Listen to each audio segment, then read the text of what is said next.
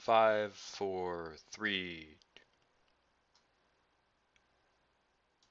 Hello, Cryptonauts, and welcome back to another episode of Cryptocurrency Chat. I am your host, JABORELI. Blockchain John is out, but we have with us today also host Crypto LYSSA. How you doing, LYSSA? I'm good. How are you? How was your Christmas?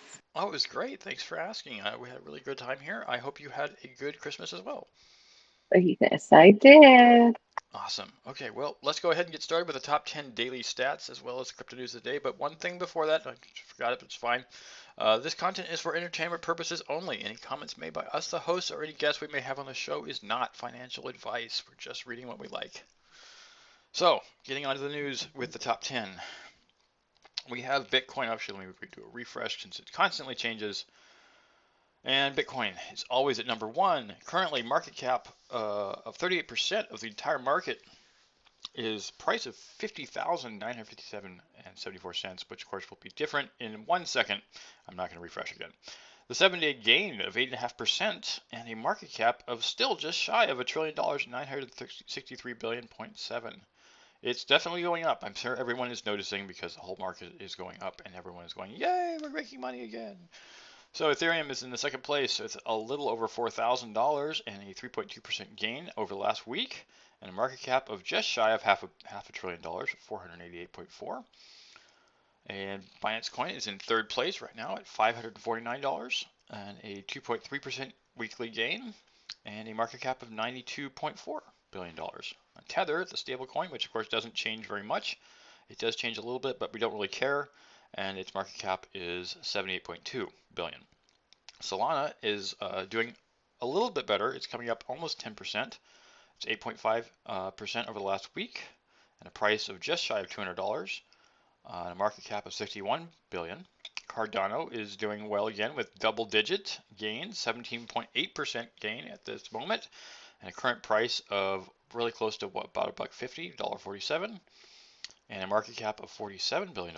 It's also just narrowly beating out Ripple or XRP there in seventh place.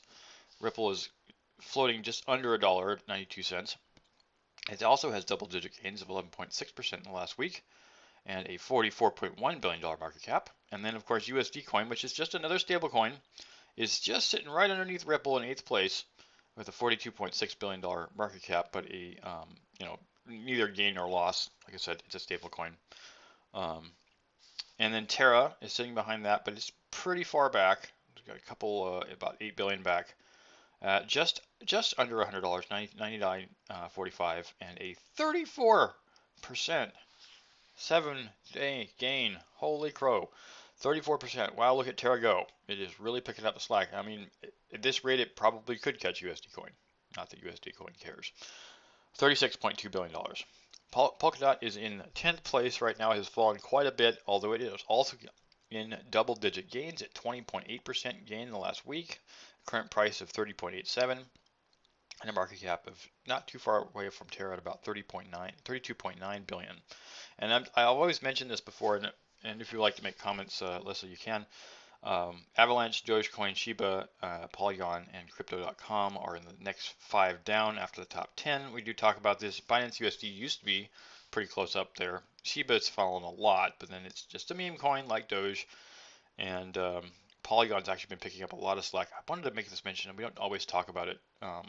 Polygon's been making huge strides as of late. Currently 27.8 market gain over the last week. But if I scroll down a bit here, we can see near, and position 22 is almost 100% gain in the last week.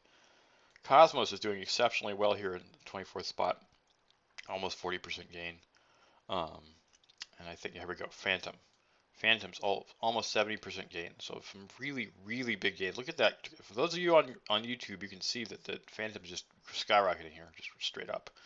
As well as down here with the Theta Network. Theta Network's also doing just straight up progression. So any of those coins that are doing this, Polkadot's kind of doing the same thing, are making their way toward the top 10. And that reminds me, if you appreciate this content and are watching on YouTube, we appreciate you. If you could show us an appreciation, actually, I'll get to the other part later, but by liking and subscribing, If you like our content, we produce every Wednesday and Sunday.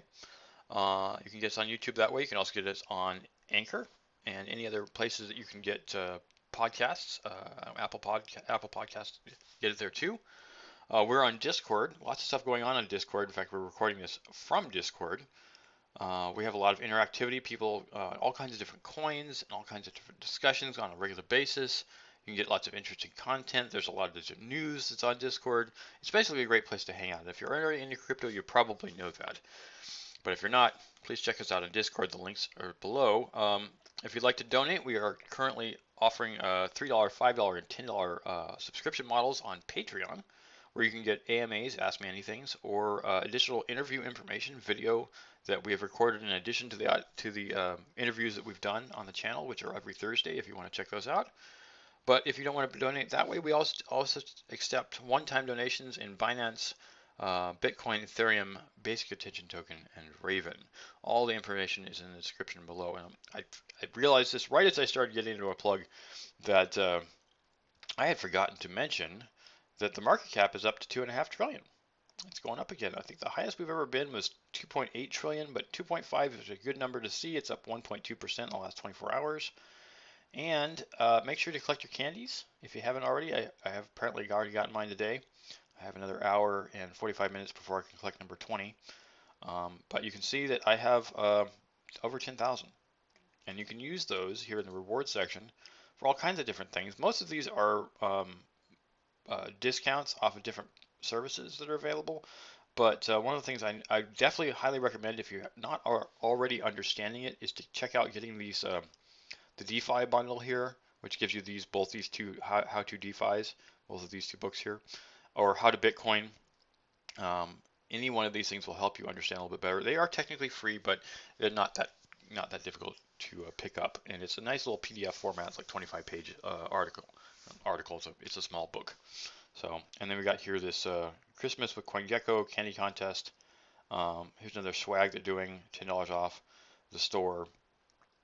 But every now and then they drop an NFT, and John and I have gotten all those NFTs. So collect your candies, get your NFTs and your discounts. Now, we want to get on to the news, and since LYSSA is here today, Crypto LYSSA is here today, if you've been joining John on Crypto Twitter and in the live space, you've probably seen her and heard her speak in that area. But she's going to be reading the news because John is out, since it is technically still the holidays, even though this is a Sunday following Christmas. This is also known as Boxing Day, and we're going to get on to the news. So take it away and make sure to remind us who is the author of that article, LYSSA. Awesome. So our first article is This Week on Crypto Twitter, Web3 War, Buckle buys more Bitcoin, OpenSea users reap their SOS by Tim Hockey. This being the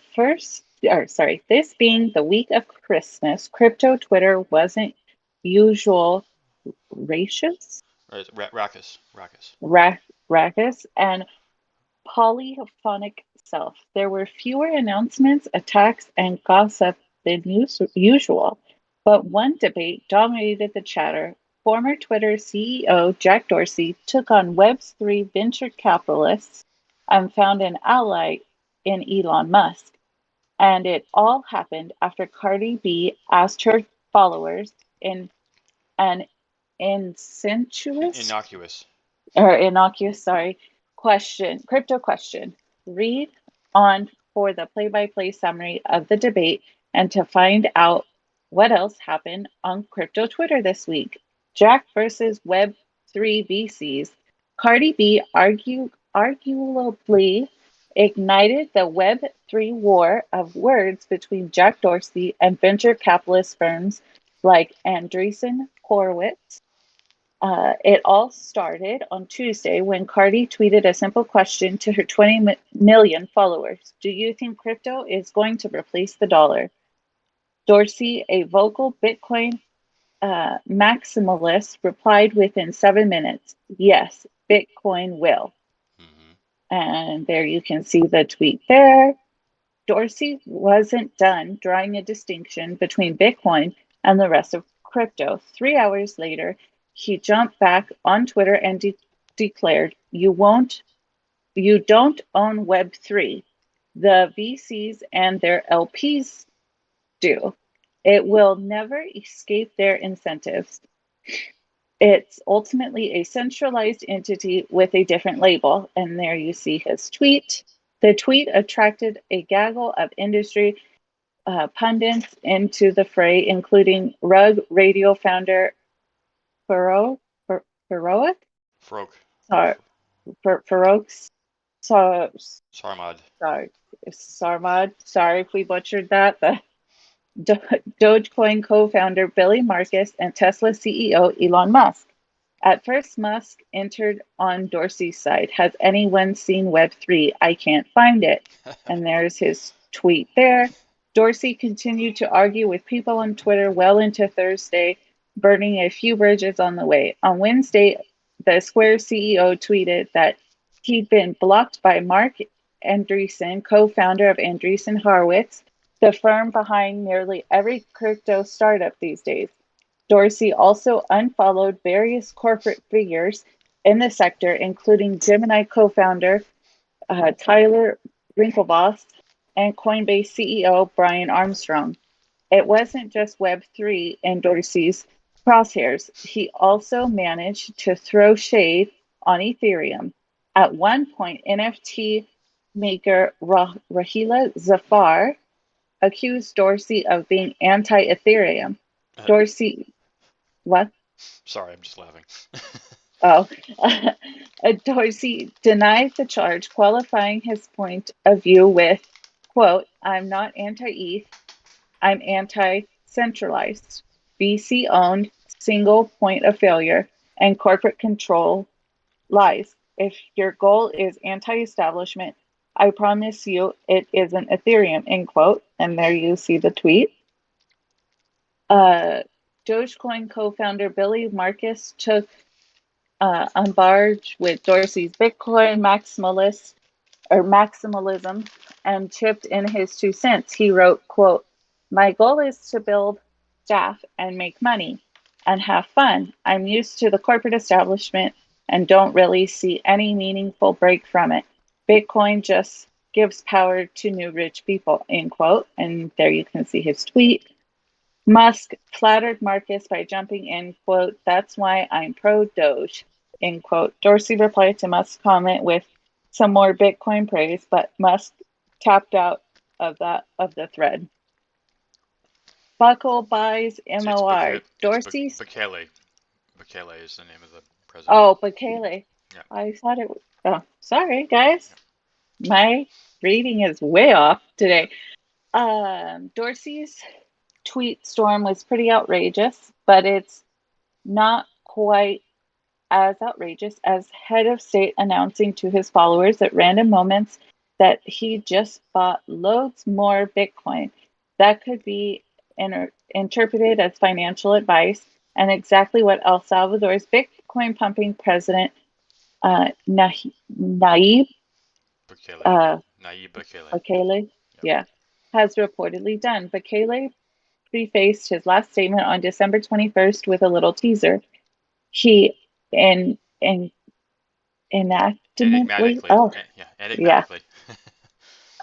shared the fact that his country has an area of 21,000 square kilometers. Coincident? I don't think so. Right there, you can see his tweet. Things became clear just over an hour later. Bekele told his followers that he planned to buy 21 Bitcoins to commemorate the final 21st day of the month in the 21st year of the 21st century. He tweeted later the receipt. The last time he bought in October, he made it a 420 joke. And you see there. He literally bought 420. That was the joke. That was on purpose. So. Yes, for sure.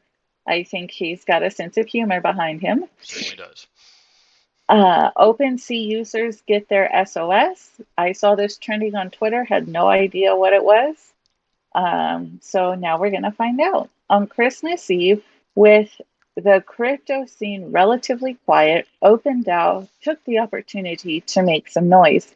The DAO, which says it formed in an effort to reward OpenSea users for their spending and for suffering through various scams, airdropped new SOS tokens to anyone who has spent money on OpenSea transactions prior to December 23rd.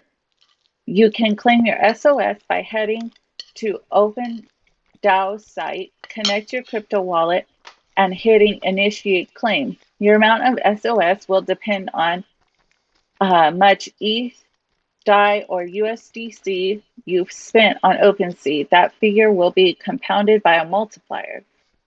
And SOS rapidly multiplied. The token rose more than 1,000% in just 2 days and became the talk of crypto Twitter by Sunday. Alexis Ohanian, the Reddit co-founder and NFT collector, devoted a Twitter thread to the SOS airdrop, saying it's an example of how everyone will value their time and spending online. You're finally rewarded for using, because everything is in a public database. It allows anyone to show up and reward behavior stored there. And there's that tweet. Altogether, it was a quiet week on Twitter until Christmas, and now you can expect a lot more SOS chatter in the week to come. Oh yeah, no, we're gonna talk about that actually in the very next article. But it is interesting to see OpenSea finally, um, you know, doing an airdrop, and all those people who participated obviously get to participate with that. And it's not at all surprising that it went up 1,000% in 2 days. People are highly invested in OpenSea. It's a huge, huge thing. So, I just like the fact that they're seeing that people were, rugged, quote unquote, and pulled, like some of their projects that they invested in pulled. And I think it's great to see that they're trying to at least semi-compensate, right? Yep, exactly. It is interesting to see Bekele, basically flaunting his awareness of social media. Oh, yes. He's trying to be the cool dictator. Right. Which is a little awkward at the very least. I'm not sure. It's weird. I want to make a comment on Jack Dorsey, that is. He's the owner, well, was previously. I think he deliberately divested himself from the projects he was in, so that he could go off and do his own thing without people saying, "Hey, why are you doing all these things that are centralized if you're so against if you're so for decentralization?" And I think that's the reason people unfollowed him, and he was unfollowing them. It was a huge, Twitter fight that they had, because he's like, decentralization. And they're like, dude, if you're so into decentralization, you should totally get out of the two centralized companies that you own, effectively. Exactly. And he did. He left one of them. He left. Did he leave Twitter? I can't remember if he left Twitter, and then he reformed Square into Block. So yes. I think he is owning it, and that's probably the reason he's getting mad at these other people. I do think his comment, when you're at the top and you have the 30,000-foot view like these CEO people do, despite Elon Musk having it, I sometimes wonder if he actually does think 30,000-foot view. But Jack Dorsey's comment, so I'm going to find it here. You don't own Web3, the VCs and the LPs do. I think he's trying to make a point. Exactly. It's currently that way, but he's trying to make it not be that way. Now, let me make one comment about this that I've seen over the last 20 years in software. One of the things that Google did that Microsoft did not. Microsoft was sued by the federal government for being a what's it called, monopoly.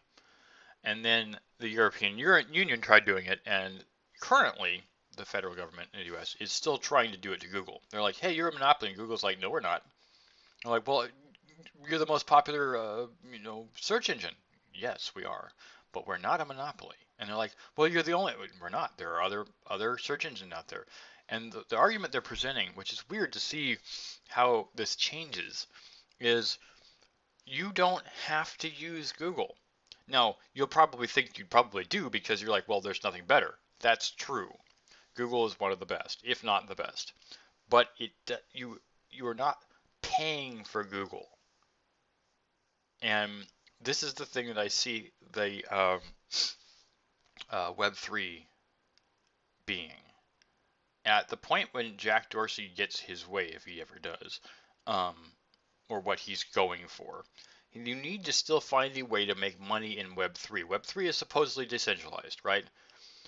If you're going to work in Web3, you need to figure out how to make money in Web3. Google figured it out. Obviously, they were doing it Web2, not Web3.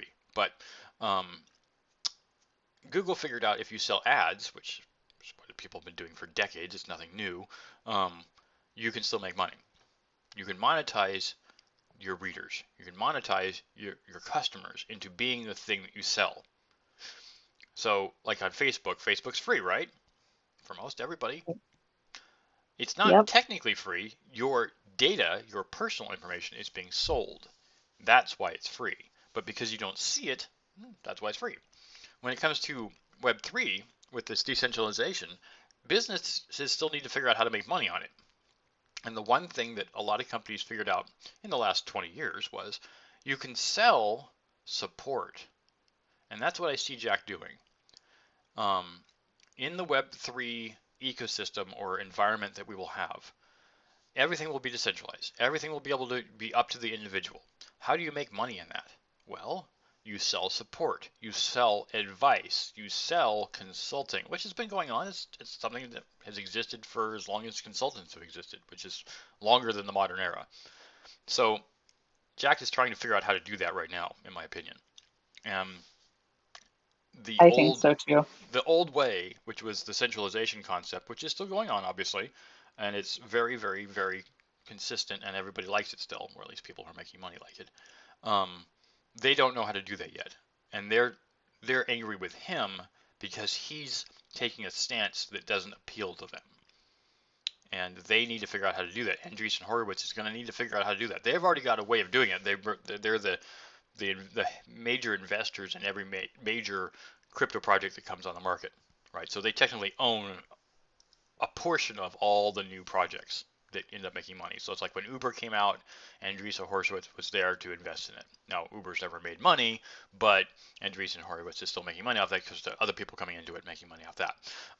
But what I'm basically getting at is you need to change, you need to pivot, you need to do something different. And Jack's already doing that, and that's why he's pissing people off.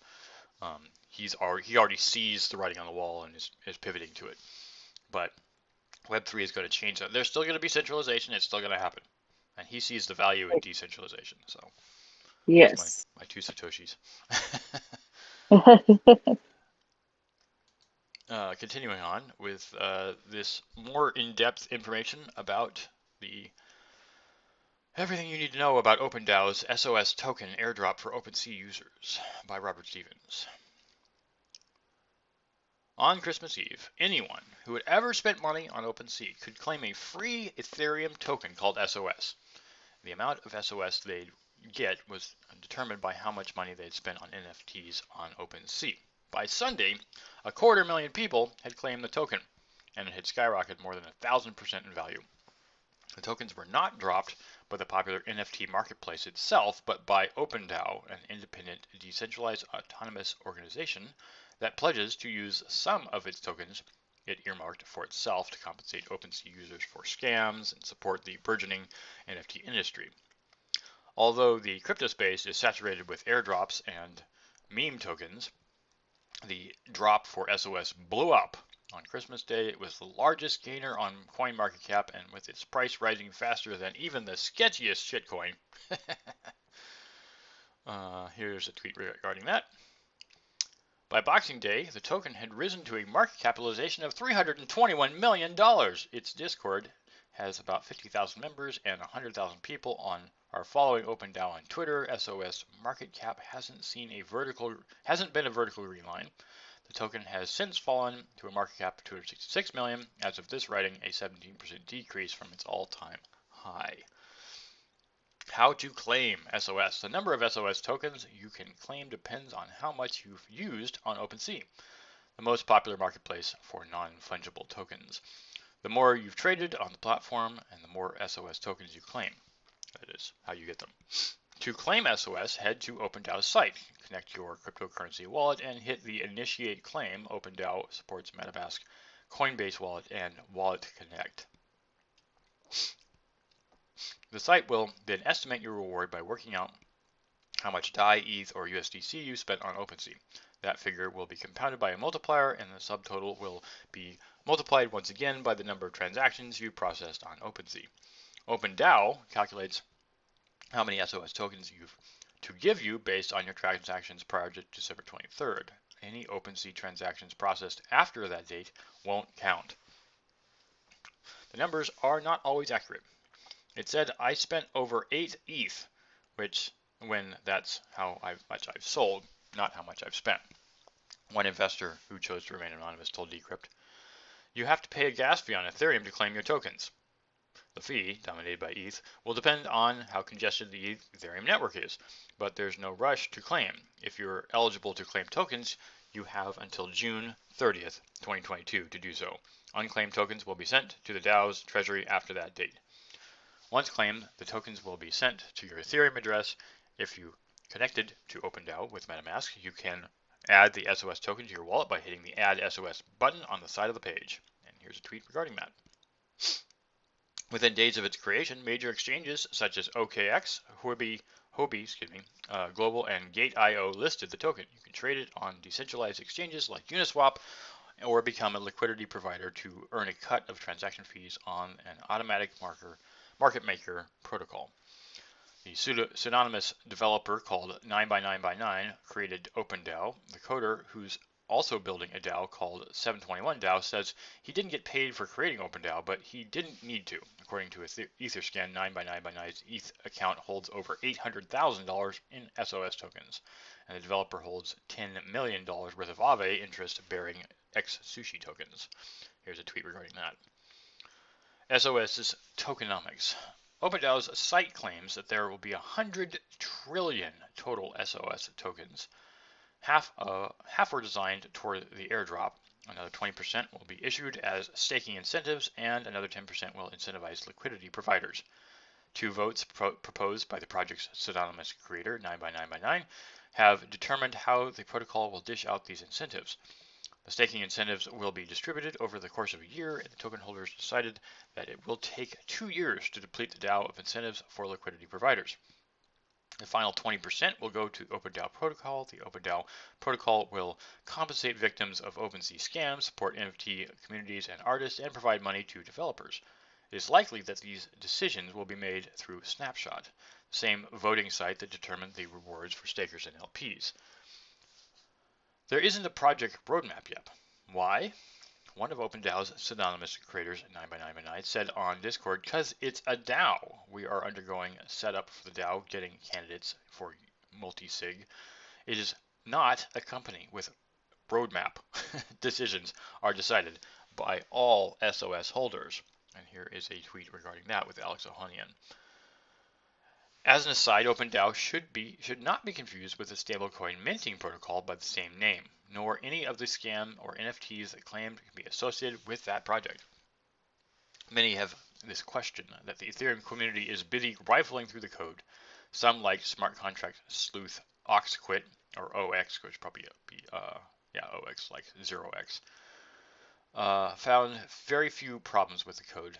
He tweeted that the SOS is safe to claim and trade. There's nothing out of the ordinary buried in the contract.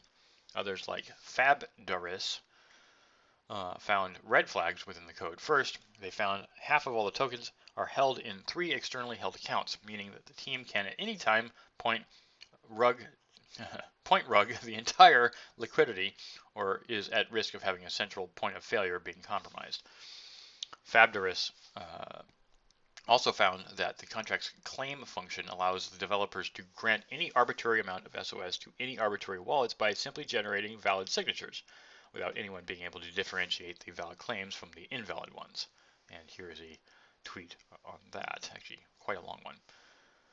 But OXQuit says Fabulous' concerns about the availability of the token are not its security. While it's true that the devs could potentially forge a signature to mint SOS for themselves, they could not use that to say, steal your SOS or anything else from your wallet. OXQuit told Decrypt via Twitter DM. As far as cash grabs rug pulls go, it is more of an orange flag in that regard. I find it unlikely that they would or have the ability to use the avenue to allocate coins to themselves. There are much easier ways to rug pull your own protocol for one. If developers forge signatures to allocate themselves more coins, OXQuit says, they'd either hit the max supply, blocking people from claiming tokens, or so we'd know they did it, or we would have essentially just taken away an advance on the tokens that get returned to the DAO anyway. The project creators, 9x9x9, responded so that to what he called the smart contract FUD on Discord.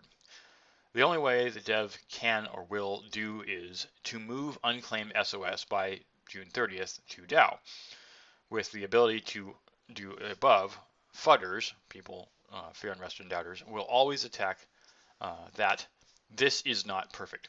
But life is not perfect. All we can do is be better than ourselves. Project Snapshot already voted in favor of locking 30% of tokens for at least a year, and the team is in the process of finding reputable holders for its multi-sig wallets. Anyone can apply. That said, with just 2 votes passed as of this writing, there's nothing to suggest for sure that Opendao can sustain its momentum and build a fully functioning DAO that will fulfill its aims. In many ways, the popularity of SOS is a response to requests for OpenSea itself to launch a token. Popular crypto projects like Uniswap, Compound, and Aave have distributed governance tokens to people who use their platform, and many traders are restless for an OpenSea to do the same. OpenSea is a company, not a protocol, and has no cause to decentralize in the same way that protocols like Uniswap and Compound do. That said, OpenSea's community clearly wants an OpenSea token. The company's newly appointed CFO, Brian Roberts, met with backlash earlier this month when he hinted at plans for an IPO. Selling equity on the stock market would distribute ownership over OpenSea to wealthy shareholders rather than the community members. OpenSea has since said its intentions were misreported. Independent DAOs like Opendao could use governance mechanism to accomplish similar things to an OpenSea governance token, like letting community determine which projects the DAO should fund or how victims of scams should be compensated. So it is a very good review, actually. I'm glad that Robert Stevens went through this entire listing of how this went, because it was something I was very curious about. How about you? Yeah, I thought, in my mind, it's a great article and it really sheds light on what Opendao is trying to do. Yeah, it's very interesting to see it. I remember when Uniswap, I'm gonna make the analogy here. Uniswap did this exact same thing. It dropped its airdrop, and I think at the time they were dropping 400 um, Uniswap tokens to people who'd contributed to the project. And at the time, the price is marked at $4. So people were given $3,200 just for participating in the beginning of Uniswap. And of course, everybody sold them. Well, not everybody, but a lot of people did. And the price dropped. I think it went down to as low as $1.50. But the last I looked, and I know that price has gone up and down for Uniswap as all these tokens have. But I think the peak, it peaked out at like $32. So if you decided to keep your 400, it would be worth 8 times as much. And obviously, I made this mistake. I joined the um, Gala games when it first hit the market. Actually, before it first hit the market, because I was promoting it. I was playing it. I found it to be pretty fun. But it's changed a lot since I first started playing it. But you can play the game and make money. I mean, it's not a super hard game to play, and almost everybody who plays gets something. But they gave me a very large endowment, I guess, of tokens for promoting the early beta of the game. And as soon as it hit the market, I sold it. Not all of it, but most of it. And now that token is worth 50 cents. I'm not going to say Oh how much no. money I basically lost out on. But, and this is not, I have to reiterate, it's not financial advice, it's just my personal opinion. In my experience, if you are given a lot of coin that's worth nothing, like if you're given stock that's worth nothing, and it's not unheard of. I worked for a company back in the 90s where I was given a lot of stock for working there. That stock is still worth nothing. But in the case of crypto, it very well could be worth something in the future. Now, when it hit the market, it wasn't worth a whole lot. It was like 0.000001 or something like that. So I sold as much as I could to get something out of it. It's like, hey, who knows if this will be worth something? I don't think it is. And I wasn't really that heavily invested in it. It was just a free thing. So I sold. I got a couple $100. I was happy. A year later, Gala hits Coinbase, and its value skyrocketed. Now, as I said, my personal opinion, not financial advice, is if you own crypto, don't sell all of it. This is what I do. This is my advice to myself. If you happen to decide to do the same thing, great. Maybe it will benefit you. But it is my personal opinion that it is not a good idea to sell all the coin you are given. So if you were given, let's say, and these are not the numbers that are true about me, you were given 500,000 of a coin that's worth nothing, literally nothing. You might be able to sell it for a penny, right? And it becomes available to a market, some way of selling it, and you get rid of some of it. Never sell all of it. Sell some of it, which is what I did. But keep some of it, because you never know if it might be worth something in the future. So, yes, John can tell another much more dire story than I did. Now, if I had kept that, I might be a millionaire now. John's story, which I'll let him tell when he gets back if he gets a chance, and I think he's told it before, is that in the early days of Ethereum, he bought a lot of Ethereum at the lowest price Ethereum was, which I think was 3 cents or something.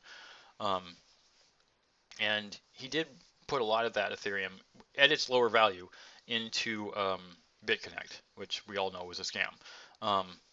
But he also put it into a lot of other ISOs ICOs, pardon me. And of course, a lot of those were scams as well, rug pulls. So I don't know how much Ethereum is, and it's inappropriate to ask another person how much money they have. So I'm not going to say. I actually don't know, and I've known John for almost 2 years. But everyone learns this lesson that it's a question of your need, and this is the only advice I would say is not financial so much as it is a question of, and I think we've talked about this before, and I've asked a lot of people even on this show, how much you would, in fact, on my own YouTube channel where I have given advice that has been financial, I've often said, don't play with all your money, right? If you have some money, it's probably a good idea to not spend all of it on gambling. So anyways, without trying to go too much further into that, the point I was trying to make is that you never know what's coming down the pipeline. You never know what you're going to win. You never know what you're going to have. But to be somewhat conservative is not always a bad idea. You may not win as much, but you also may not lose as much. So that's as much as I'm going to say on that. Let's continue on with This Week in Coins. Can you read that for us, Lyssa? Yes. So, This Week in Coins. Aave, Terra, Polygon, SHIB outpace Bitcoin and Ethereum by Tim Hockey. And we can see a SHIB right there. Crypto markets have been festively surging over the last 7 days. In the past week, crypto's global market capitalization climbed to 6.8% to 2.48 trillion, according to Coingecko. Although the market's top dogs, Bitcoin and Ethereum, both enjoyed 7-day gains, they didn't lead the pack this week. Bitcoin's price crossed the $50,000 threshold on Thursday. The last time it was above that key level was on December 13th. Since last Saturday, it has climbed 7% in value, though it slipped back under 50,000 on Christmas and is trading at 49,998 as of Sunday morning. Ethereum's price gains over the week were more modest, climbing only 2.4%. ETH is trading around $4,056 at time of writing. Merry altcoin Christmas. Altcoins and DeFi tokens won the week. Aave and Terra's Luna have both surged by 36% as money continues to pour into DeFi. The Terra network, in particular, has positively exploded in the last quarter. A huge part of Terra's success is down to the fact that the network is becoming a mainstay in DeFi. As of Wednesday, the total value of crypto locked up in Terra-based projects exceeds 20 billion. Luna isn't the only Terra cryptocurrency doing well either. On Monday, Terra's dollar-pegged UST flipped DAI to become the number 4 stablecoin with a market cap of about $9.9 billion. UST is now comfortably ahead of DAI's $9 billion market cap. Uniswap, or known as Uni, and Polygon, also known as Matic, are rising in tandem. Uniswap is up 10% in the past week, while Polygon is up 29%. Their synchronized rally could be largely thanks to the fact that Uniswap users voted to deploy the exchange's smart contracts on Polygon, which sent Matic to an all-time high on Wednesday. The move alleviates much of the fees incurred when users tap into the Ethereum network directly from Uniswap. Since Polygon is a layer 2 scaling solution designed to ease the load from Ethereum, Polkadot, or DOT, rose 15.4% over the week. Its recent growth comes after the launch of 5 parachains on the network. Parachains are essentially individual sovereign blockchain running on top of a blockchain network that help reduce its transaction bottleneck while mitigating the need to rely on layer 2 scaling solutions. Cardano, ADA, and Ripple's XRP also posted double-digit gains this week. The price of Cardano is up 15.6% from last week, while XRP is up 12% higher than it was last week. On to the meme coins. Apart from Aave and Luna, nothing had a bigger week than Shiba Inu, or SHIB, which has seen a 7-day gain of around 19.5%. Its price is still a fraction of a cent, trading for 0.003771. Dogecoin had a more modest Christmas climb. It's currently worth 18 cents, up 9.6% from a week before. The altcoin sector speculation rallies this week are a strong indication that investors are looking outside the market leaders for projects to throw their weight behind. By this time next year, the top tier of the crypto market might look totally different. Yeah, this is something that I've personally taken attention to and joined into what otherwise known are shitcoins.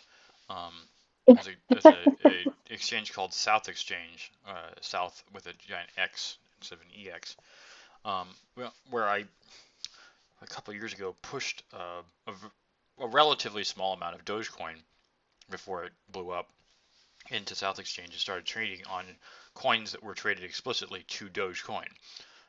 Their pairings were Dogecoin to something else. And then suddenly Doge blew up, and suddenly all those coins blew up.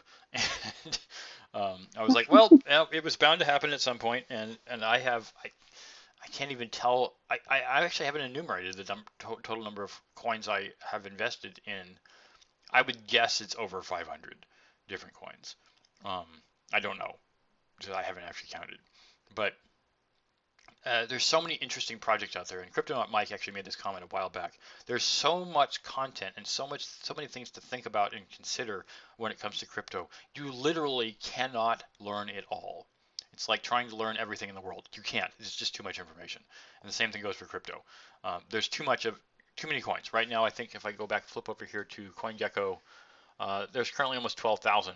And if I let me just refresh really quick and see if it's crossed. Nope, it hasn't crossed 12,000 yet.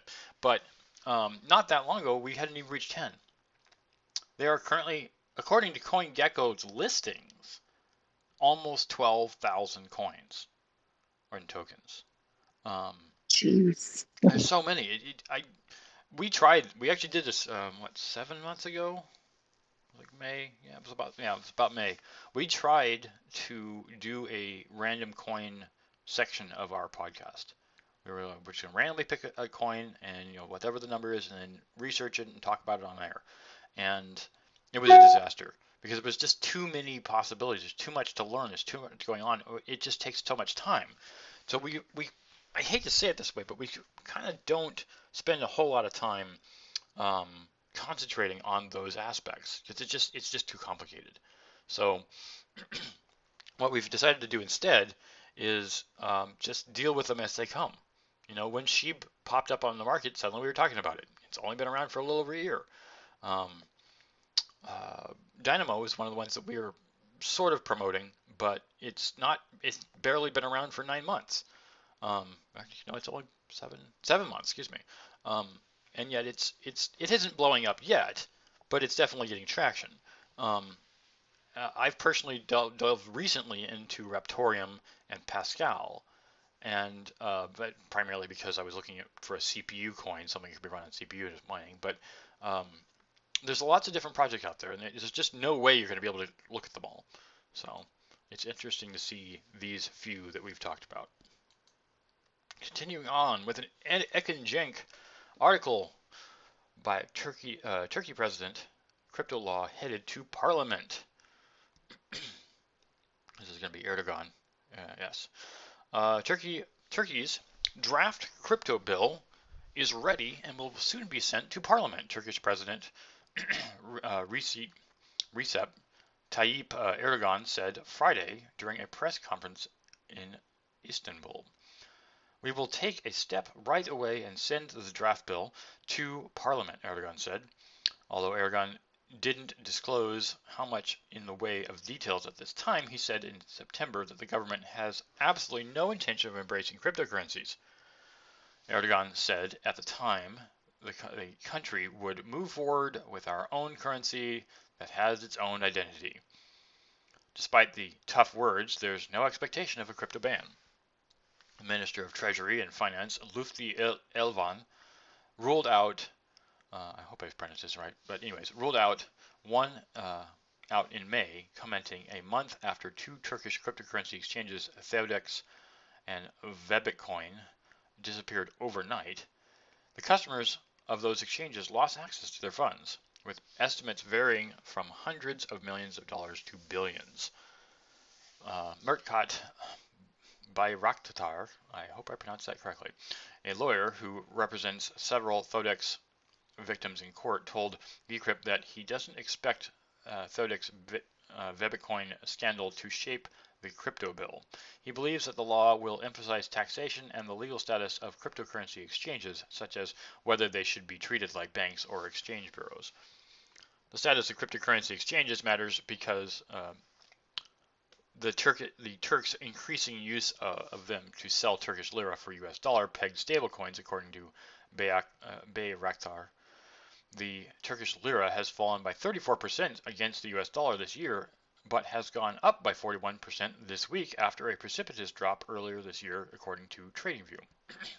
The greenback is widely seen as a store of value in Turkey, where the local currency sometimes trades like a volatile meme coin. Yes, this is a problem with some other countries, and Turkey's not the only one. Pardon me. Although elderly Turks use banks and exchange bureaus to buy the US dollar, crypto exchanges are highly popular for people under the age of 40 to buy dollar-pegged stablecoins, Bayraktar said. They treat crypto exchanges like online and more convenient alternative to old school exchange bureaus. Cryptocurrency exchanges are open 24/7 and offer better rates than banks and exchange bureaus when it comes to foreign currency trade, he explained. But the Turkish government wants people to invest in the lira.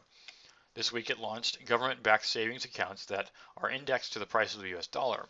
It hopes to encourage people to switch back from the dollar and just hodl the lira. Crypto has added another battle for the Turkish government, Bayraktar said. There was always the fiat alternative to the Turkish lira, and now there are fiat-pegged crypto alternatives in addition to bitcoins and altcoins. Now the government has to convince the people its money is a better value. I don't know if you have any comment on that, but I certainly do. Um, the one thing I was I thinking mean, about. Go ahead. I just think it's sad that they're trying to, it's just their lira. It's just so volatile, and I just feel so bad for these people. And they go in and they trade like Shiba, like they go in and they try to make little money to survive because inflation is just ridiculous over there right now, Yep. and it's sad. Yeah. This is a problem I saw in Greece. Greece had this problem, but they had it with their own money having nothing to do with crypto. They their economy in general, the story goes, when the UN voted to, not the UN, but the European Union voted to have, the euro become the uh, you the fiat currency of the European Union. Greece was part of that, right? They're kind of Middle Eastern, uh, they're halfway between Western Europe and Eastern Europe. Um, but the problem that Greece seemed to be struggling with in general was that their economy was in shambles, and it had been for ages. It just never really recovered. Um, and what they did was they just didn't do intelligent things with their money and ended up running up a gargantuan amount of debt. And that led to Germany having bailed them out. They didn't want to do it. In fact, Germany was like, "You just need to fail." And Greece is like, "Help us! We're stupid. Don't abandon us. Please don't abandon us." And Germany finally said, "Fine, fine. We'll give you some money and abandon, to bail you out." But this is one of those things. The reason that the president of Venezuela, Bukele, is doing this same kind of thing with crypto, he realizes, even as a dictator, that that he needs to stabilize his economy. Greece needs to stabilize its economy. Turkey needs to stabilize its economy. Part of the problem, I mean, this is a judgment call, obviously, on my part, is dictatorships. If Erdogan wants his economy to be stable, he needs to stop being a dictator. That's the problem. Yeah. And he's not going to do it.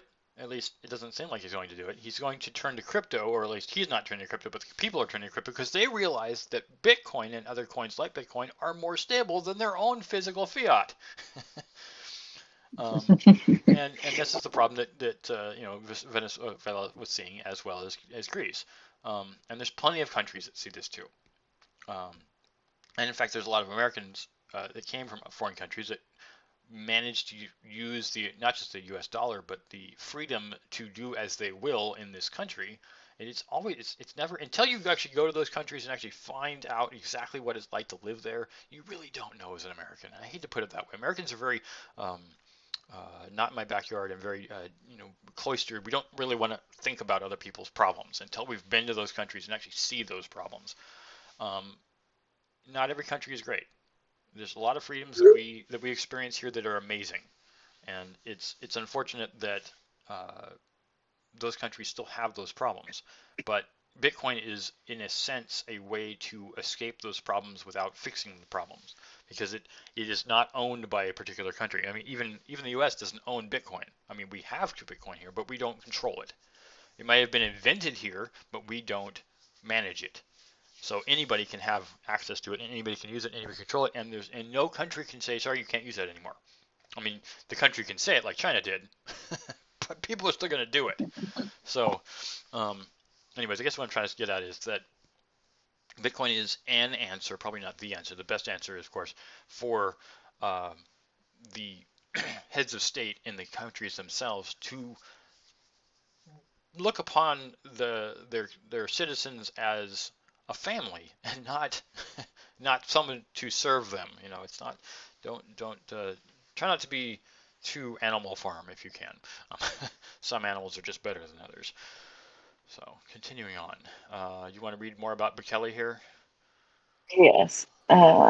So, speaking of Buble, he has not responded to claims of Bitcoin vanishing from citizens' wallets. This is by Scott Chiploma. Chipolina. Sorry, Yeah, Chipolina. Chipolina. Salvadorians are uh, inexplicably losing. Yeah, inexplicitly. Oh, That's right. Or yeah, inexplicably. Excuse me. Inexplicably. yeah, and inexplicably, yeah, I can't say it. Tongue twister. Losing their Bitcoin from their Shiva wallet, according to a Twitter user tweeting under the pseudonym El Comensando, Yep. and per the New Scientist, according to the New Scientist, El Co- Comensando has collected over 50 examples of Bitcoin inexplicably going missing from Salvadorian Chivo wallets. The government has not responded, nor does it acknowledge the errors, he told the New Scientist. It's one of the things people are demanding, that they respond to their complaints. Many have waited several months for a response to get the money back, he added. According to the New Scientist, Ziara Navas, a member of El Salvador National Civil Police, and Rogzi, a Bitcoin commentator, have experienced similar issues. I don't think Chivo is secure, and no one can verify it since the code is not open source, Rogzi said. Today, very few people use Chivo because many do not know how it works. El Comensando reportedly added. This is, of course, not the first Bitcoin stumbling block encountered by President uh, Bukele in his quest to embrace crypto. Uh, the president first announced that El Salvador would accept the leading cryptocurrency as legal tender in May, when he broke the news to a roaring Bitcoin maximalist crowd in Miami's 2021 Bitcoin conference. Since then, his policy has been mirrored with controversy. Citizens have taken to the streets time after time after time, protesting Bukele's draconian Bitcoin law. Some of the world's biggest financial institutions, including the World Bank and the International Monetary Fund, have also criticized Bukele's Bitcoin policy. It is well documented um, that Bukele has an authoritarian streak, and while that may have preceded El Salvador's Bitcoin law, it has featured ever since the president became a Bitcoin maximalist. Outspoken critic Mario Gomez was arrested without a warrant earlier this year after he criticized the government's policy. Two Salvadorian business people spoke to Decrypt shortly after Gomez was arrested. The police doesn't have to take anyone to court. They just scare one of the vocal descendants with kidnapping him a couple hours or a couple days, one said. It crushes my soul to see Bitcoin maximalists around the world cheering this, when if they actually sat down and read the law and regulations, it is completely opposite to everything they preach, the other told Decrypt. Yep. This is the problem. It is a It, dictatorship. It is an authoritarian situation, and even though he's, you know, very socially minded and aware, it's just a ploy. It's just uh, a sleight of hand. Like, oh look, we're all for Bitcoin. Hey, isn't that great? We're great. And then, oh yeah, all that human rights thing. Just ignore that. Exactly. Yeah, but Bitcoin, right? Bitcoin, awesome. Ignore the fact that I'm a dictator, please. So, I mean, he's kind of the first one to really try doing it. Vladimir Putin hasn't really done it yet, um, but Not yet. I don't think he sees the value in it quite yet. But yeah, this is a big ploy. This is a big a sleight of hand and an attempt to misdirect people. Like, oh yeah, this is great, do this thing. But the whole point of free press, and I know that how do I put it exactly? I know that people like Xi Jinping, president of China, and uh, I'm just trying to think of other dictator people. They they don't.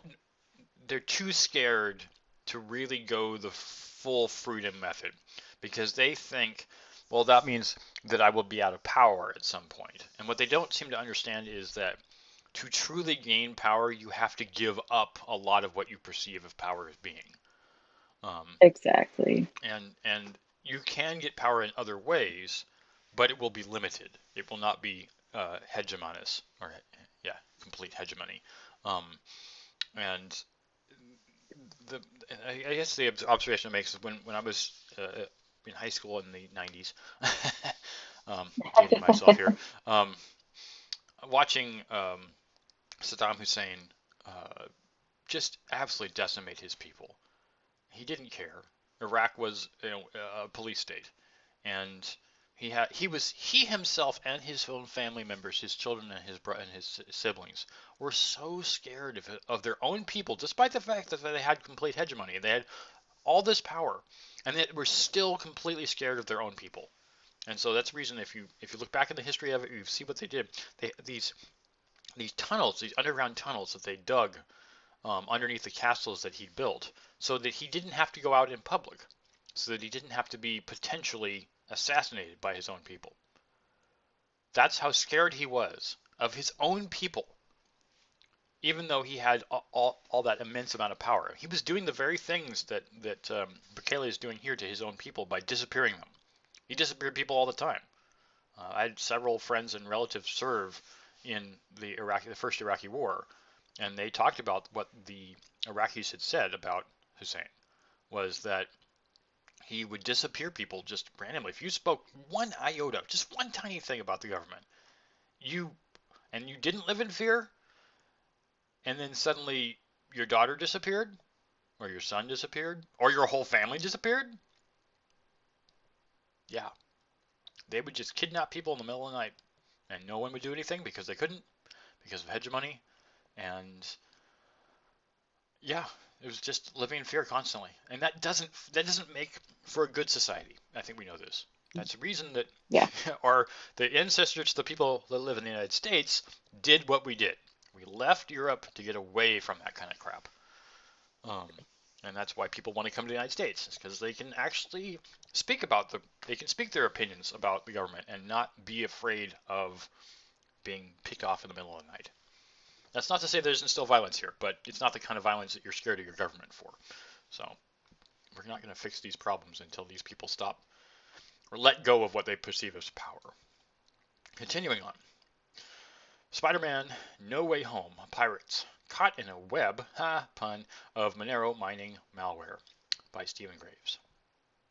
Pirates attempting to download illegal copies of the latest Spider-Man film are exposing their computers to crypto mining malware.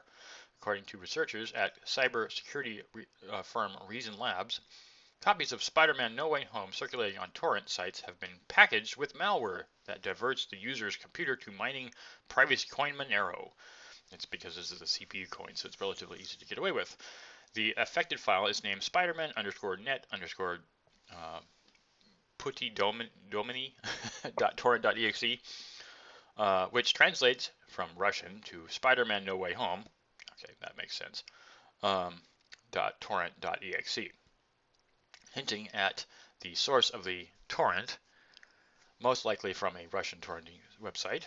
According to Reason Labs, the malware crypto miner adds exclusions to Windows Defender antivirus software and creates a watchdog process for persistence. After killing any process that shares the name of its components, the malware launches two processes SI host 64 and WR64, both executables. Once up and running, the malware runs XMRig, a source, or actually the open source Monero miner.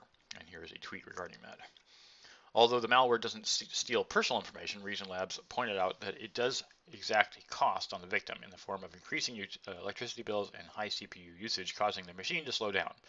The cybersecurity firm recommended taking extra caution when downloading content of any kind from non-official sources, whether it is a document or an email or an unknown sender, a cracked program from a fishy download portal, or a file from a torrent download. Basically, don't pirate movies from dodgy torrent sites. Yeah, well, uh, I'm going to take it aside real quick here and point something out that my brother said literally back in 2000 when what's it called?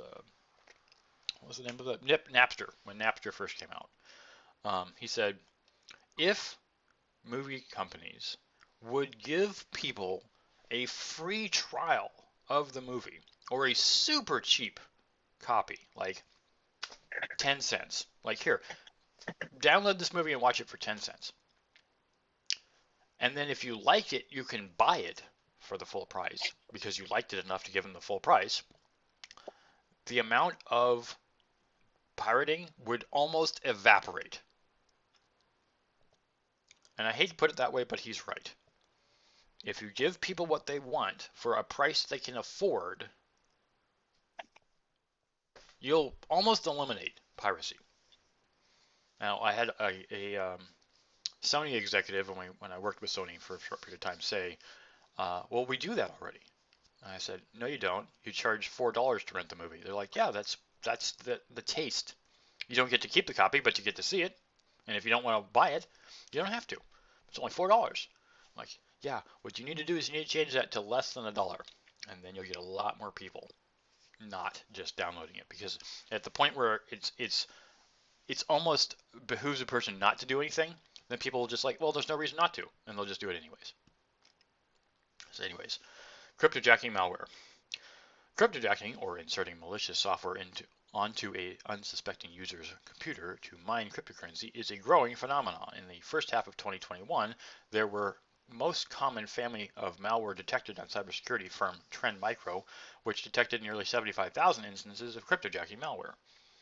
Earlier this month, cybersecurity firm Sophos reported that Monero mining malware was infecting company networks. All of the miners were seen recently on Monero miners. Sophos threat researcher Sean Gallagher told Decrypt. Monero has become a favorite of cybercriminals because it incorporates privacy features that making it challenging to trace. Law enforcement agencies are keen to crack the privacy coin too. Last year, the IRS awarded contracts worth $1.25 million to firms attempting to develop tools to track Monero, while in August this year, cryptocurrency firm CyberTrace claimed to have developed a toolset for tracing Monero transactions at the behest of the U.S. Department of Homeland Security. So, yeah, it's anything that's popular is going to get stolen to some degree, and we're just, we're trying to. I mean, how do I put it exactly? Somebody made this point a long time ago regarding this exact thing. If we just made all the media free, would people still produce it? No, they wouldn't. There'd be no point. So we need to pay the people who made the things for their work. Now, maybe we think that they're asking too much, and part of this is due. Like part of the prices that we pay at every physical store that we shop at is a tiny little percentage of that price is due to theft. So you might be paying 10% more for products in general just because 10% of the time people steal the stuff. So you're effectively paying the vendor for the fact that they know they're going to get stolen from. If people didn't steal, the prices would go down because they wouldn't have to compensate for the fact that they were having things stolen from them. So part of the price in Spider-Man No Way Home that you're currently paying, it might be $25 or $30 for the full movie, is in the fact that those people know that they're losing money, and they're jacking up the price because someone else stole it. So you're basically paying for someone else having stolen it. If no one stole it, and theft was not a problem, the price would definitely be cheaper. Now, would it be a lot cheaper? It's hard to know. I think a lot of people look at major movie houses and go, well, you made, you know, $100 million on this movie, even though it cost you $100 million to make. Let's say you made $100 million on top of the $100 million that it cost you to make the movie. So we don't really feel sorry for you because you made $100 million. Um, but if you take that number and break it down to normal people numbers, not $100 million, but let's say $100. If you spend $100 to make a movie and you made only $100 on top of it after spending $100 to make a movie, would you feel like you made a lot of money? Probably not. Yeah, yeah. Oh, we only made $100. Well, we only spent $100. So we made $200 and we only spent, yeah, that's not so bad. We made twice our money. Somebody might be happy with that, but I don't have $100 million, so I can't even comprehend. So, continuing on with the NFT marketplace.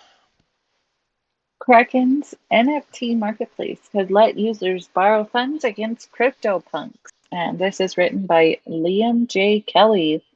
Crypto exchange Kraken is reportedly developing its very own NFT marketplace where users can buy and sell various JPEGs.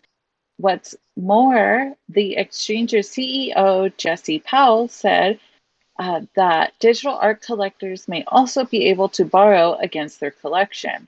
If you deposit a CryptoPunk on Kraken, we want to be able to reflect the value of that in your account, Powell said during a Bloomberg interview. And if you want to borrow funds against that, he added, suggesting that a CryptoPunk could be used as collateral to borrow other cryptocurrencies or stablecoins. The financialization of NFTs makes up phase three of this sector's development, said Powell. Phase one was speculation. Phase two is buying art and supporting artists. Phase three is going to be functional uses of NFTs, he said. 2021 has been a big year for non fungible tokens or NFTs, with the technology exploding from the crypto niche to the mainstream and being named the Collins Dictionary Word of the Year in the process. NFTs first made headlines in 2021 following the sale of digital artist Beppel's People. NFT People. oh, Beeples. Oh, sorry, totally misread that. NFT Everydays, the first 5,000 days at Christie's. The sale racked in more than 69 million in early March, making it the third largest single sale by a living artist. Elsewhere, existing marketplaces like OpenSea posted record-breaking volumes as collection like Bored Ape Yacht Club and CryptoPunks. Kraken is, however, a bit late to the party. Already rival crypto exchanges Binance and FTX have launched respective NFT marketplaces this year in hopes of getting a slice of the action. Coinbase's product is also in the works with signups for its waitlist already topping millions of hopeful users. Nexo, a crypto lending and borrowing platform, also announced the launch of an NFT collateralization product last week. And Tony Trinchev, Nexo's co founder, said that services like Nexo's lending will be in high demand to unlock NFTs, underlying value while allowing users to retain ownership. The company said that Bored Ape Yacht Club and CryptoPunks will be the first two eligible collections, adding that more collections will be announced soon. I don't know if I like that because when I buy an NFT, I buy an NFT because I like the NFT. And so what happens if I borrow against it and obviously I tank it, then that NFT is gone, right? Well, in effect, this was kind of started with people who paid absorbent amounts of money for their NFTs. If you only paid 500 Raven for an NFT, maybe you don't want to borrow against. Now, if the value of Raven goes from its current roughly 10 cents to $100, maybe you want to borrow against the 500 now $50,000 NFT that you owned. Let me just get into something that's again, not financial advice, but still a financial thing. One of the problems that people who own crypto currently have to deal with is taxes. Now, one of the ways of avoiding paying taxes for having traded to a fiat, a valued thing, is to borrow against it. And if you don't actually exchange your valued thing for real value money, that is fiat, then you don't have to pay taxes on it. And this is one of the reasons that Celsius, the kind of like BlockFi, exists. And the reason that Celsius has been fighting the US government over this concept. If you own, let's say, 10 ETH, it would be roughly $40,000 worth of ETH, and you don't want to get rid of that ETH, but you still want to use its value, you could borrow against it and get cash out in that format. You still owe interest on that cash that you've borrowed, or whatever coin that you've borrowed it in, but you don't then have to get rid of it. You don't have to exchange it for fiat. The reason people like keeping things as NFTs or as ETH or as whatever coin they want to keep it as is because they know the value is going to go up. And if you borrowed against something that at the time was worth $40,000 and then suddenly ETH goes to $8,000, now you still have an additional $40,000 of value, but you've borrowed 40 grand and you can use that 40 grand to buy something else. So the advantage of borrowing against the value of an NFT actually is good as long as the value continues to go up. But if it goes down, then you're right. It is bad. So the bet is, and there's a reason that this is so important to these people, is like as a exchange that is willing to let you borrow against the value of your NFT, it is in their interest that at some point it goes down, because then they get to keep your NFT and the value therein, and you have to still pay them back for the loan you borrowed against it. So it can be a good thing as long as you expect your asset to go up in value. If it doesn't, then it is in the advantage of the exchange. So yeah, it's a bet either way. But like I said, there's an advantage to it in the sense that you don't have to pay taxes on it because you haven't technically exchanged it for fiat. And that is what people are trying to avoid. I mean, it's not that paying taxes is bad. And I know I'm going on a tangent here again, but it's that, this is my own personal view.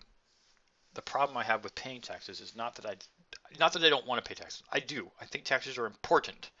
My problem is how they're distributed and used. I agree with the things like infrastructure. I agree with that. I agree with police and fire forces. I absolutely agree with those things. There are other programs that governments use taxes for that I do not agree with. But I live in this society, and so I kind of have to go along with it. And so, it's the same thing with wealthy people like Elon Musk, who doesn't want to pay his taxes. Yeah, he's paid more taxes than the amount of money I've ever made. And I can completely understand why a man who's worth $300 billion wouldn't want to give up that money. Because if you just took 10%, which is not what the taxes he's paying is, if you only took 10% of his total value, 10% of 300 billion is 3 billion. So it's a lot of money. Yeah, that's a lot of money. All right, sorry, it's 30 billion, not 300. My bad. 30 billion is 10% of 300, but it's still an incredible amount of money. And yes, I completely understand his not wanting to partner. His tax liability is more like 38%, not 10%, which means it's not 30 billion he's giving up. It's more like 120 billion. It's probably still more than enough for him to live on, but yeah. Anyways. Yeah, I understand the reason for NFT borrowing against. To continue on with the political news here by Jeff Benson, pro-Bitcoin Senator Lummis to propose new crypto regulator.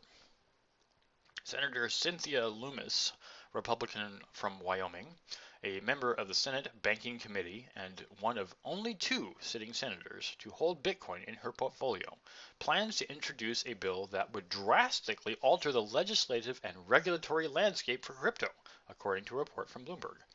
According to the report, the bill would create a new regulatory body to handle crypto affairs. Yay! Which would, I hope Gary Gensler is not involved here, which would be jointly overseen by the Securities and Exchange Commission and the Commodity Futures Trading Commission, or the CFTC. The bill would reportedly also establish how different types of crypto assets are classified for regulatory purposes, codify crypto taxation rules, outline regulations for stablecoin providers, and include crypto consumer protections. Senator Lummis, a staunch Bitcoin advocate, told Decrypt last week, "I'm optimistic that we'll eventually reach an agreement on a legal framework for digital assets that resolves many of the long-standing issues, including regulatory jurisdiction, market integrity, self-regulatory organizations, and stablecoins." Crypto regulations are at a crossroads with the industry. Congress and regulators are all saying the industry needs to be regulated, but not one quite agreeing on how or by whom. The SEC chair, Gary Gensler, aka Senator Palpatine, has sought to consolidate oversight of crypto markets under his agency. He's pointed to the fact that many assets listed on crypto exchanges are likely classifiable as securities, tradable financial instruments such as stocks and bonds. Meanwhile, CFTC Chair Rostin Behnam has pushed for his agency, which traditionally oversees derivative products such as Bitcoin's futures, to be granted more jurisdiction. The Lummis bill isn't entirely a shot in the dark, though it might be considered as a starting point for legislation rather than a fait accompli. Senator Pat Toomey, Republican of Pennsylvania, the only other senator to hold Bitcoin, is the ranking Republican member on the Senate Banking Committee, where the bill will likely be sent for consideration. The committee, which is chaired by Senator Sherrod Brown, Democrat of Ohio, has seen a keen interest in the topic. Earlier this month, it conducted a hearing called "Stablecoins: How do they work, how are they used, and what are the risks?" In a prepared statement, Senator Brown said stablecoins and crypto market aren't actually an alternative to our banking system. They're a mirror of the same broken system with even less accountability and no rules at all. I disagree with his assessment. We'll see if he likes the rules his Wyoming colleague is proposing. What do you have to say on that? I think it's great. I mean, but I'm a little loomy, but I think it's good or bad. I mean, I don't know. I'm for decentralization, but, and obviously, we all are for decentralization, but it gives hope to people in the cryptocurrency sector. Does that make sense? Yeah, I follow what you're saying. Yeah. I wouldn't say I normally lean right, but I was raised with a Republican family, and I have since taken a more neutral stance on politics in general. Although people do perceive that I lean left. Um, I lean left when it's convenient. I lean right when it's convenient. So I definitely am a neutral person on this. But um, it's good to see a person taking this more stance of realizing that crypto's not bad. It just needs people to be aware of its potential. There's a great deal of potential, and it's such a new thing. I mean, I know it's been around 12 years, but it's still a relatively new thing, and it's still developing itself, and we're still trying to figure out how to use it and how to work. Yes, it's the Wild West as far as finance is concerned, and finance has been very regulated and stable for the last let's say 200 years. And so now it's changing again, and it's changing because of computers. And computers are yet still a new thing to some people who've, like Warren Buffett, been in finance since the early 40s, early 1940s, so like 80 years. His experience with this is different, but that doesn't mean there aren't things that are recognizably traditional.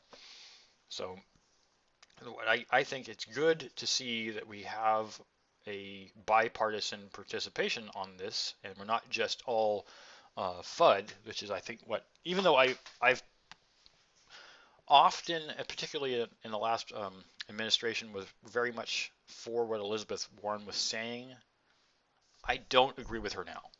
And I don't think there's anything wrong with that. Just because I agree with her then doesn't mean I have to agree with her now. I mean, everybody has their own opinion. We don't just have to be monodirectional with our thought. We can think for ourselves, right, and determine what we think is best. Crypto has a lot of purposes. It's not just a financial tool. It's one of the aspects of crypto. So it's important that we not necessarily regulate crypto so much as we regulate its use.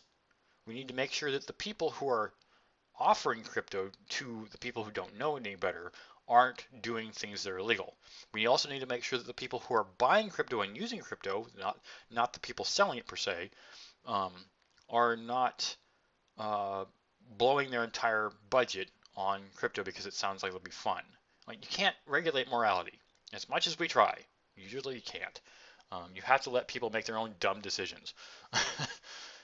But the government has been trying to do this for years, and it's not a good idea. We need to warn people about the dangers, but not force them to not do the dangers. It's like my analogy was to California being the babysitter state, in that we've been on the forefront of new rules and regulations to try to help people, but we often cut people off who don't necessarily need the help. So you're like, no one can do this. Like, no. It should be, let everybody know what they probably shouldn't do and then let them do it. So it's like the motorcycle rule in California. California was one of the first to regulate that everyone had to wear a motorcycle helmet. It's a good idea to wear a motorcycle helmet. It's a good idea for children to wear helmets when riding bicycles. These are good ideas. For children, I think it's perfectly fine to mandate that they wear a helmet. For adults, it's a good idea to wear a helmet. They should not be required to wear one. It's your life. You can kill yourself or get your head caught up in something if you want to. It sucks that you do that. But you have the right to decide to be stupid. You have the right. Children do not have the right. Adults do. If you don't want to wear a helmet, you should not be mandated to wear a helmet. But if you die, you get to pay for your health problems, not the state. The problem is right now the state does, or the city does. Like, oh, person got in a car accident. They weren't wearing a helmet. Now they're dead. They're all going to have to go clean it up. It should be you have to deal with that problem. Now, of course, the police are going to be there and the paramedics probably will be there, but it's for you to pay for, not for them. Maybe it'll end up being your family that pays for it, not you because you're dead. But the point is, it was your decision to make this poor decision. The thing that's so funny to me, and I know I'm going on a huge tangent here, but the whole point is to make the analogy. People are regulated to wear a helmet, but they don't have to wear proper bike clothes. You should be wearing leather jacket, leather pants, and proper steel-toed boots. You should be wearing that while riding a bike. But how many times have you seen people wearing a t-shirt and jeans and a helmet? That does not protect you. Yeah, or whatever. The point is, the helmet doesn't protect stupidity. It doesn't even save. It saves your head, but if your body's torn to shreds, what difference does it make? So, the same point goes here with Bitcoin.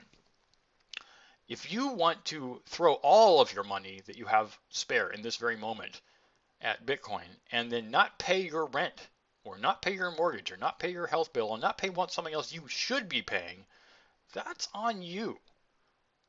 We shouldn't make you pay your rent. If you can't figure out that you need to pay your rent instead of buying booze and cigarettes all the time, why is that for us to decide?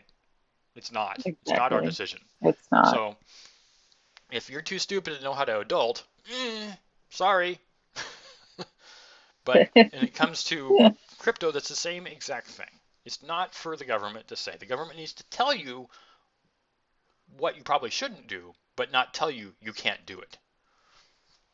So that's all my. I know I've contributed a lot of satoshis in this today, and I know at my age, I come to the point where I remember when I don't mind admitting that I'm over 40, but by saying that I was in high school in the 90s, I have to be. But um, the uh, the point I want to make is that by the time I hit 40, I realized I didn't care what any people thought of me. I remember the difference between uh, caring what everybody thought about me, and when I hit 40, not caring anymore.